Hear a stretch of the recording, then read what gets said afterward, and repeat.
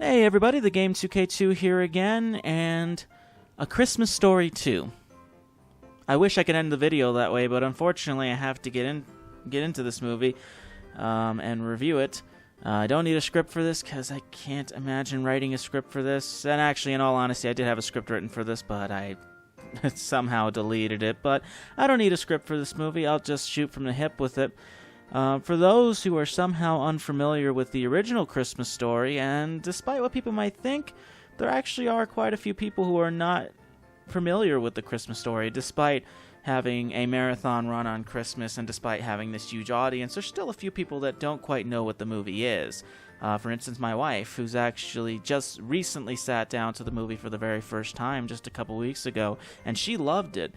I was really stunned that she hadn't seen it before. But with A Christmas Story, it was based on the works of Gene Shepherd and his book In God We Trust, All Others Pay Cash. It was a very unique book, essentially about his childhood. However, he kept the narration and the story element of the book very much from a child's perspective, which is what A Christmas Story tried to accomplish as well, and it succeeded. It was very much a movie that was told from a child's perspective. It was about a little boy named Ralphie who wanted a Red Ryder BB gun for Christmas, and it goes through the week of events leading up to Christmas that year, which is set in 1940.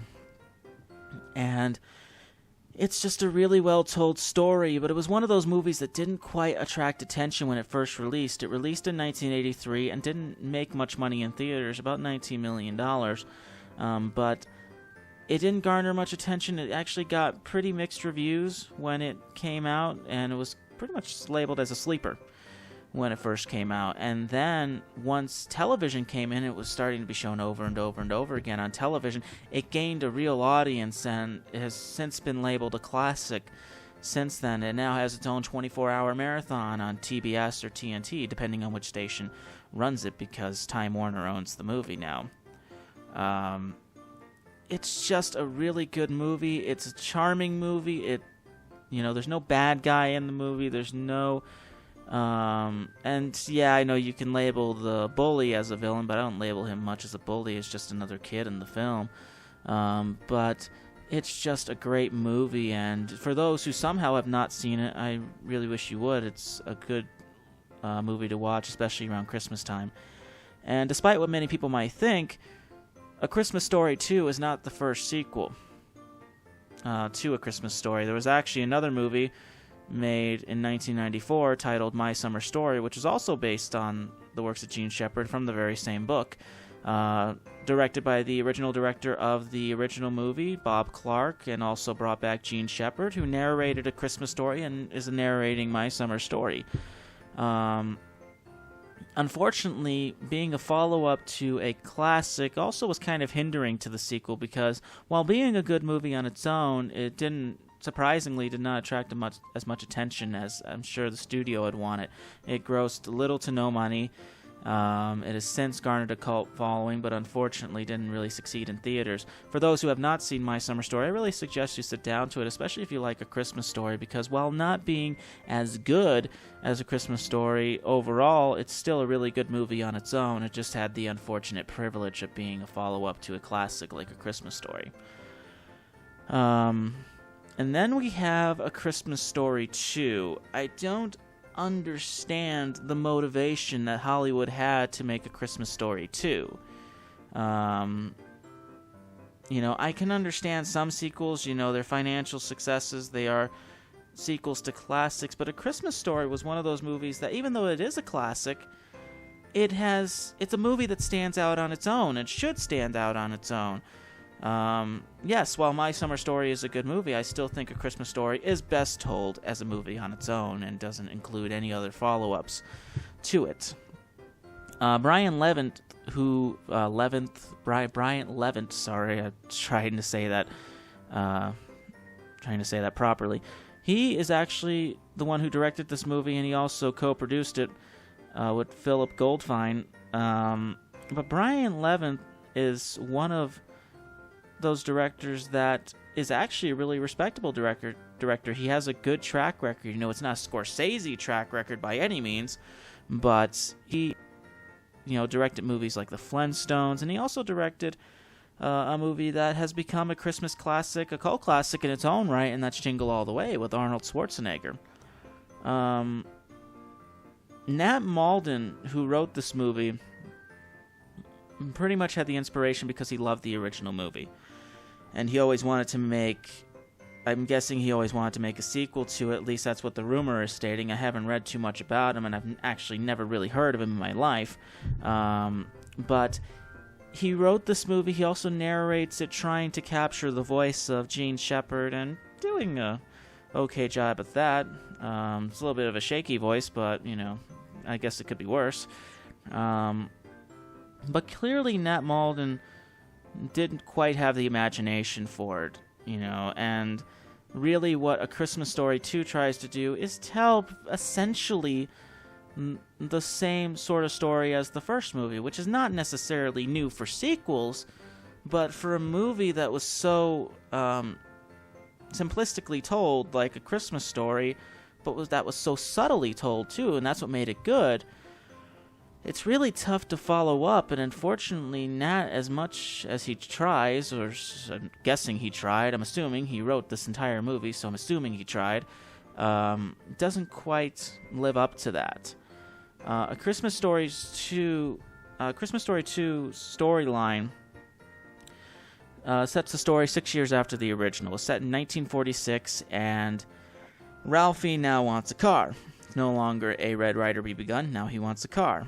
And despite what people might think, this actually is not a bad plot at all. You know, it's pretty much the way you would expect a series to go. You know, he's growing up and now he wants a car, you know, like any teenager, you know, for decades and forever, all a child wanted was a car or a teenager. So it's a pretty realistic story in terms of that. However, one of the things I feel Nat Malden did not quite get right was that now you have Ralphie as a teenager. However, he's still trying to keep the story from a child's point of view, and that's what really hinders this, is that it's really, you know, all level of charming gets lost when you have a teenager that's acting the way Ralphie does in this movie. Ralphie is essentially a moron in the story. You know, he's... the story about him getting a car, he wrecks the car because someone looks like he's going to buy the car.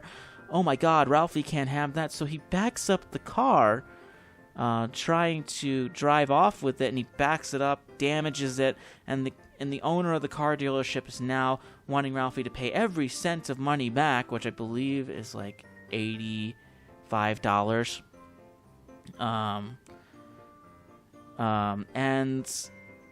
Or else Ralphie goes to jail. I'm not sure. This story is just not interesting, and it loses, you know, as much as I like the plot of Ralphie getting a car, I find that nice. The way it's told is just, it just isn't there. It should be told from a teenager's perspective. It shouldn't be told from a child's perspective, because it comes off too childish, and it comes off rather... goofy. And, you know, yes, A Christmas Story could be goofy, but that was nice goofy. We're talking unsanitary goofy, unwielding goofy, just not at all something you want to watch. And the sad part is that the director, Brian Levin, he actually seems like he's trying in the director's chair, which is sad, because Levin tries to capture every bit of mood that he could from the original Christmas Story. From the tone, from the way the screen looks, the resolution. Obviously shot in HD. Obviously, given the year that we're in, there is no such thing as a movie that shoots on standard definition anymore. But they shot it in HD, but they CG'd it, the resolution down to where it was the exact same, if not a little bit off, resolution as the original movie. And while I admire that, it does cause, and I think the Nostalgia Critic kind of brought this up more, except I don't find his description as as detailed. But really, when you try to bring down the resolution from HD, you don't get that older standard definition quality as you do with older movies. It looks too CG'd, and it looks really washed out. And this movie looks like that very much. And then you got the cast for this, and if I had to say anything, Braden Lemasters, who plays Ralphie in this one, does surprisingly a good job for given the script and given the story he's given for this and the way they kind of treat Ralphie in this movie. He looks actually very much like Peter Billingsley, who played the role in A Christmas Story. He looks very much like him, and he tries to capture that performance from Peter Billingsley just as much, obviously bringing the role kind of in his own way as well, bringing his own flair to the role. And it's a really good performance given, the rest of the story, and I feel he gives the best performance out of everybody. Then there's Daniel Stearns. I'm just going to say this, and I know a lot of people give Daniel Stearns a lot of flack over the direction that his career went after Home Alone and Home Alone 2. But I still find Daniel Stern to be one of the most underrated physical comedians out there. He is a wonderful physical comedian. When given a script that allows him to perform at his comedic best, it's awesome. He gives awesome performances. Hell, I even like Bushwhacker. I even like that movie that he was in because, he gives his all in that role, and he's a really good comedian in his own right.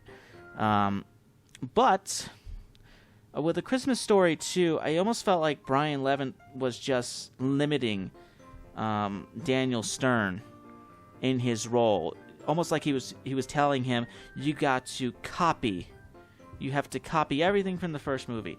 Everything that the father was in the first movie, everything that Darren McGavin, the original actor in the role, brought, you must try to give. And Daniel Stern just looks bored with this performance. He's not at all trying. He is just not there. His usual physical comedy that makes him funny is just not there at all. And I guess the same could be said for Stacey Travis, who takes over the role of the mother. And with Stacey Travis, this is one of those things, because she's replacing Melinda Dillon, who performed the original mother.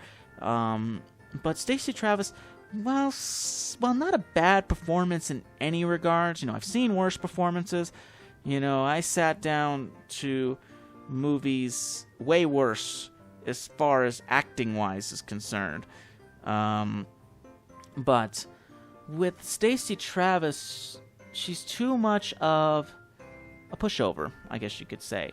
And with Melinda Dillon, what she brought to the mother role was that while the mother was very much what you would expect from a story based in the 40s, kind of where women were at that time, it was kind of this transition.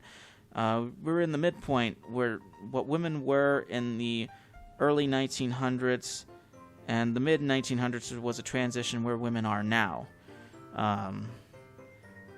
And with Melinda Dillon, she brought that. While the mother could sometimes be a pushover, she also had a flair to her. She argued. She stood her ground on things that she did believe in. And she could argue very much. She lost her temper, and that was realistic. While a kind, gentle-hearted mother, she had a limit to her as far as her attitude went, and that made her realistic in A Christmas Story, despite the time period that the movie is based in and what we stereotypically think of that time period. With Stacey Travis as Mrs. Parker, she is a pushover. She's like, this is a wife in the mid-40s that should be from the earlier 1900s. too much of a pushover, does not argue enough, does not stand her ground like she did in the first movie, and the character just comes off as bland and stereotypical and cliche. But unfortunately, it's not the right time period this movie's based in to be that cliche. With the rest of it, it's the comedy, really, that also kind of takes a topple here, because Nat Malden and Brian Levin, instead of making their own comedy, just try to rehash everything that the first movie did, and it just fails on all levels. Let's put it this way. They try to recreate the tongue scene from the first movie. I think it was the Schwartz character, Kid Schwartz, and it's just awful. It's just terrible. They even have a close-up shot of it, which is unsettling. So really, with The Christmas Story 2, you get the sense that this is just one of those movies that Hollywood tried to make a quick buck off of. And it's sad. Because I think, the basic plot of it, Ralphie getting a car, is a good plot to go off of. But there was no motivation, there was no effort by anybody here. Nat Malden, who wrote this, gave no effort. Brian Levin, a great director, gave no effort. The only one who gave an effort was the star, and that's Braden LeMasters. And unfortunately, when you only have one person giving an effort on a production, it doesn't work. I can scream, I could yell, I could curse at this movie, but I won't, because, I leave that up to other reviewers like the Nostalgia Critic, because I don't curse too much on my show. But if I wanted to, I would. But for this movie, it's just not worth the watch, and I felt like I just wasted $10 on this movie, and I pretty much did waste $10 on this movie. I bought this movie from Hastings, and it was $10. Figured, what the hell, I'll watch it. It's just terrible. And it's unfortunate, too, and I know I rambled on for the last minute of this, but if you can, avoid this movie at all cost. Thank you guys so much for listening, and I will see you next time.